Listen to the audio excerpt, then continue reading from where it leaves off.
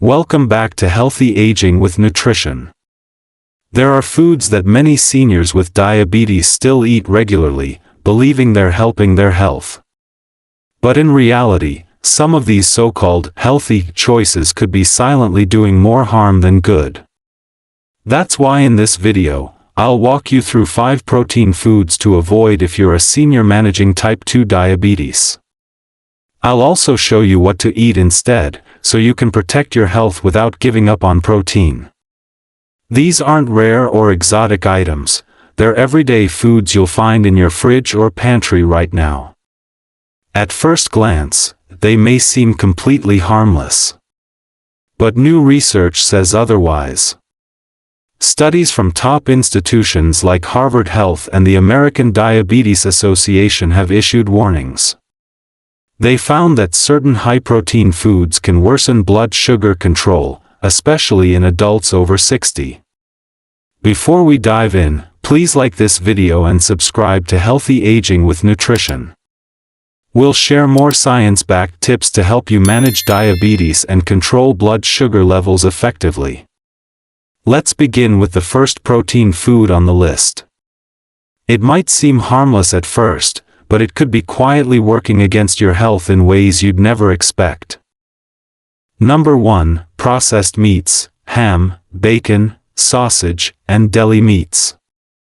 You may not think twice about having bacon with breakfast or grabbing a quick ham sandwich, but this everyday habit could be doing more damage than you realize. This is a group of foods that are tasty, familiar, and incredibly common. Bacon, ham, sausages, hot dogs, pepperoni, salami, and deli meats, they're everywhere. They're convenient, flavorful, and often seen as a quick protein fix. But if you're over 60 and managing type 2 diabetes, these foods may be silently working against your health. Dietitian Julia Zumpano warns that many of these products, like hot dogs, offer little nutritional value and are made with low-quality meat scraps, loaded with sodium, saturated fat, and chemical preservatives. Why does that matter? Saturated fat raises LDL cholesterol, sodium spikes blood pressure, and both drive inflammation, weight gain, and insulin resistance, key issues for people with diabetes. Worse yet, processed meats are now classified as carcinogenic. Many contain nitrates and nitrites, preservatives linked to cancers, especially colorectal cancer. So while that deli sandwich might hit the spot, over time, it could be raising your blood sugar, damaging your kidneys, and increasing your cancer risk. The good news? You don't have to ditch protein, just upgrade it. Choose fresh, lean options like chicken, turkey, or fish. Or go plant-based with tofu, beans, or lentils, which deliver protein and fiber to help balance blood sugar. And don't forget the cooking method: grill, bake, steam, or boil instead of frying. Small swaps like these can make a big difference in your long-term health.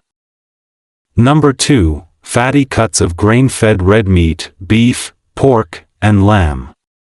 If processed meats are the hidden danger sitting quietly in your fridge, then this next one might seem a little more wholesome. Because on the surface, it looks fresher, less processed, and more real.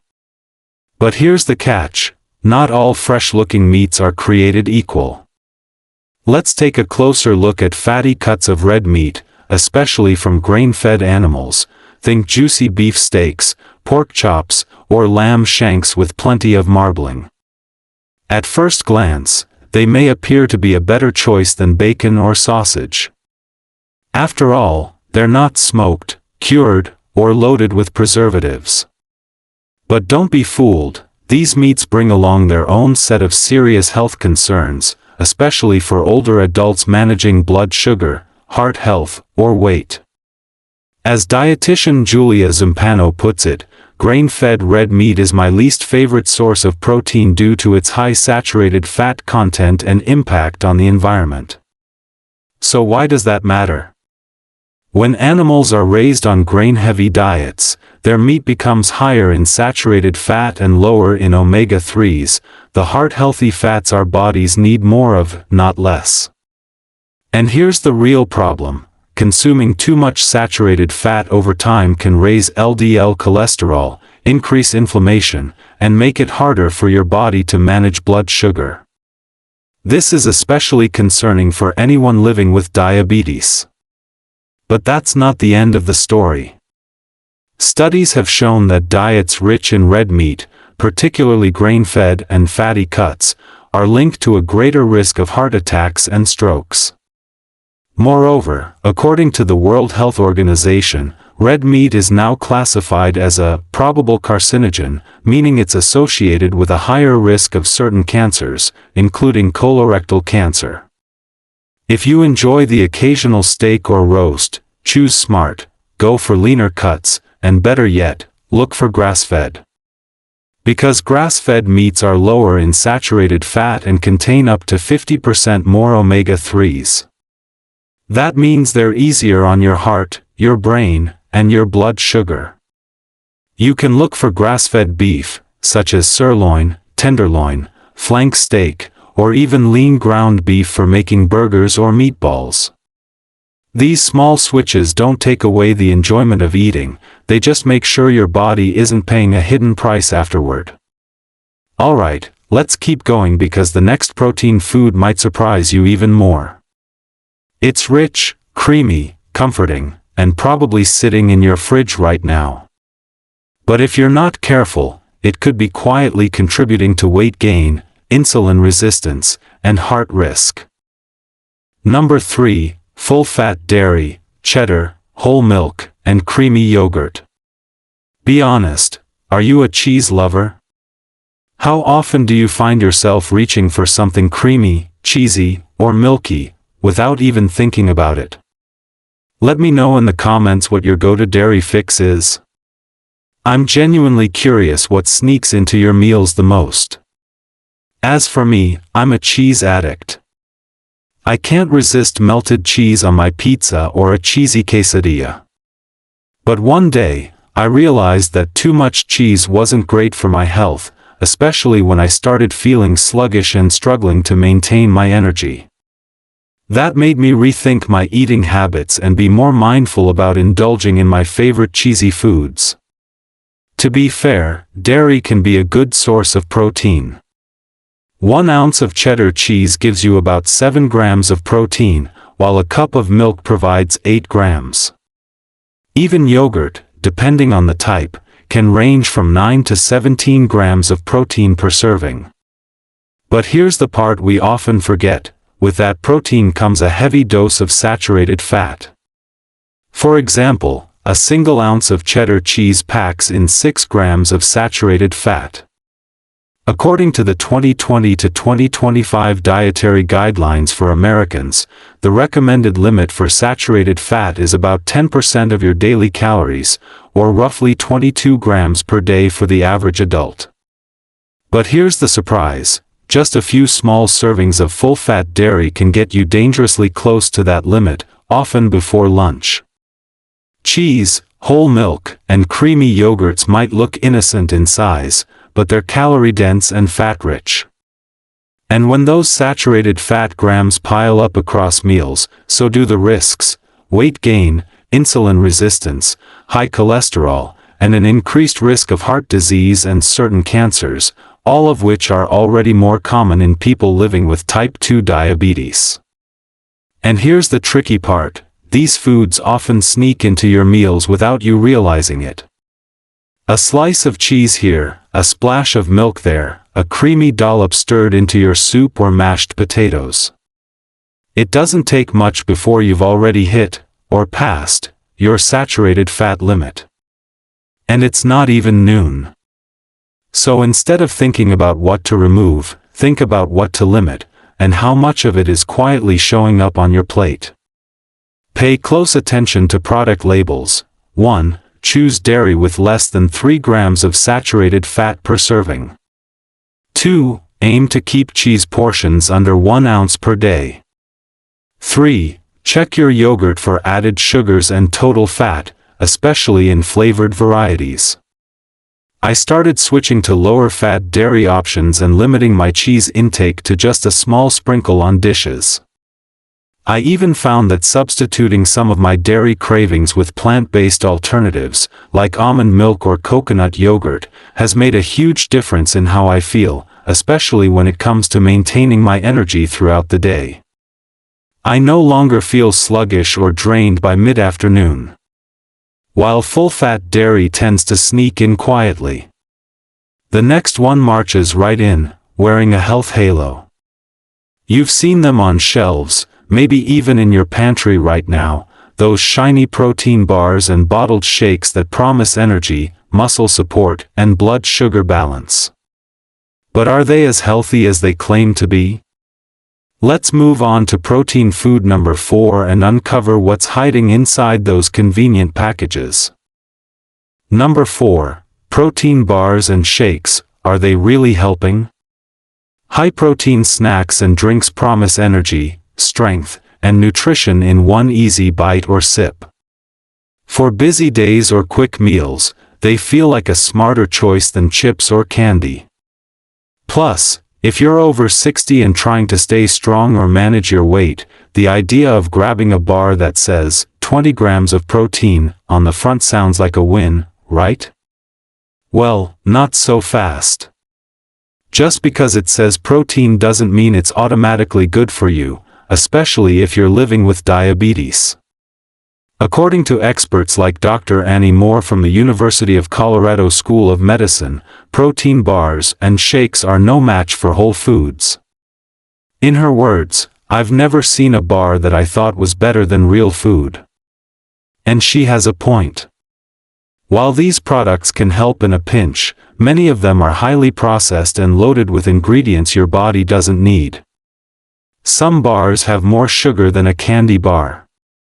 Some shakes pack 200 to 300 calories in a single serving, on top of your regular meals. And if you're not balancing your intake, those healthy snacks can quickly tip your calorie count and blood sugar over the edge. Christina Comer, a clinical dietitian with UC Health, explains it well. These bars are marketed as health foods, so people often add them on top of meals instead of swapping them in. That means you're not replacing anything, you're just stacking extra calories, sugar, and sometimes questionable ingredients. So what should you watch for? 1. Flip it over, don't just trust the front label. Marketing might say, high protein, but always check the nutrition facts first. 2. Keep sugar in check. A simple rule: the grams of sugar should never be higher than the grams of protein. If it reads like a dessert, put it back. 3. For a snack, aim for something under 200 calories. If it's replacing a meal, a bit higher is fine, but be intentional about it. 4. Fewer ingredients, real foods, and words you can pronounce are always a good sign. If it sounds like a science experiment, it probably is. 5. Use them as swaps, not add-ons. Don't just toss them on top of what you're already eating. Replace, not stack, to keep your calories and carbs in balance. After going through 4 popular protein choices, just when you think you've made a healthier decision, there's still one more that quietly slips under the radar. And chances are, it's already part of your morning routine, and you haven't given it a second thought. Keep watching because this last one might just surprise you the most. Number 5. Low-quality protein powders. Not all scoops are created equal. You've just wrapped up your morning walk. You're feeling good, energized, motivated. So you head to the kitchen, toss some fruit into the blender, maybe a splash of almond milk, a few spinach leaves, and of course, that trusty scoop of protein powder.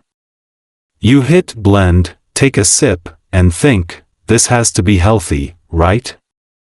But here's the twist: that scoop you trust might be doing more harm than good. Surprised? You're not alone.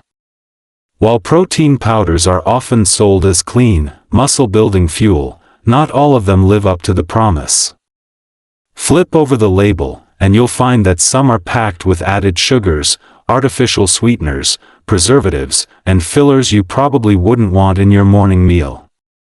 Even worse, many of them fly under the radar because they're not regulated as food, but as dietary supplements, which means oversight is limited and ingredient standards can vary widely. Nutrition expert Julia Zumpano warns that some protein powders are loaded with added sugar, artificial sweeteners, and preservatives, and they may also contain fillers, binders, and flavorings that don't support your health goals. For anyone managing type 2 diabetes, this matters even more. A post-workout shake meant to help you recover could be quietly spiking your blood sugar or leaving you bloated and sluggish, thanks to low-quality additives your body struggles to process. What's frustrating is how easy it is to assume you're doing something good for yourself. You feel like you're making a healthier choice, when in fact, the very scoop you trust might be the thing throwing off your progress. We've just unpacked 5 seemingly healthy, high-protein foods that might be working against you, especially if you're over 60 and managing type 2 diabetes. From fatty meats to sneaky sugars in protein bars and powders, the truth is clear: not all protein fuels your body the right way. But don't worry, making small, informed changes to your diet can have a profound impact. By carefully choosing what goes on your plate, you can better manage your diabetes and control blood sugar levels, one meal at a time. If this video provided valuable information to help you improve your diet, please give us a like.